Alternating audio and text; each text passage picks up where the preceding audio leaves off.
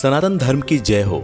आज हम आपको एक ऐसी कहानी सुनाने जा रहे हैं जिसमें दानवीर, जिसको कर्ण कहा जाता है, उसने भगवान कृष्ण से एक प्रश्न पूछा था। दरअसल ये प्रश्न सबके लिए उपयोगी हो सकता है। कर्ण ने भगवान से कृष्ण से पूछा कि मेरी माँ ने मुझे उसी क्षण छोड़ दिया जब मैं पैदा हुआ था। क्या यह मेरी गलती है कि मैं एक नाजायज बच्चा पैदा हुआ? मुझे गुरु द्रोणाचार्य से शिक्षा नहीं मिली क्योंकि मुझे क्षत्रिय नहीं माना जाता था। गुरु परशुराम ने मुझे सिखाया, लेकिन फिर मुझे सब कुछ भूल जाने का श्राप दिया जब उन्हें पता चला कि मैं क्षत्रिय कुंती का पुत्र हूँ।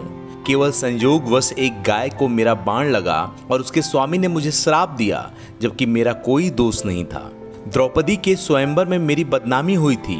यहाँ तक कि कुंती ने भी अपने अन्य पुत्रों को बचाने के लिए ही मुझे सच बताया। मुझे जो कुछ भी राज और सम्मान मिला वह दुर्योधन के कारण मिला, तो मैं उनका पक्ष लेने में गलत कैसे हूँ?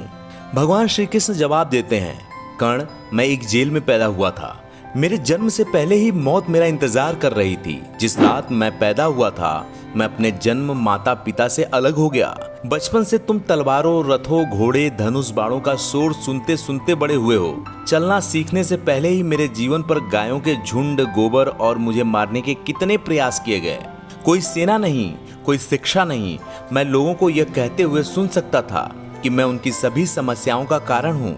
जब तुम सभी को तुम्हारे शिक्षकों द्वारा वीरता के लिए सराहा जा रहा था, तब मुझे कोई शिक्षा भी नहीं मिली थी। मैंने 16 साल की उम्र में ही ऋषि संदीपनी के गुरुकुल में प्रवेश लिया था। तुमने अपनी पसंद की स्त्री से विवाह किया।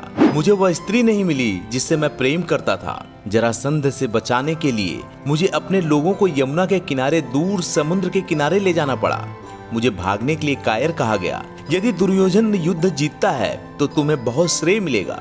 धर्मराज के युद्ध जीतने पर मुझे क्या मिलेगा? युद्ध और सभी संबंधित समस्याओं के लिए केवल दोष।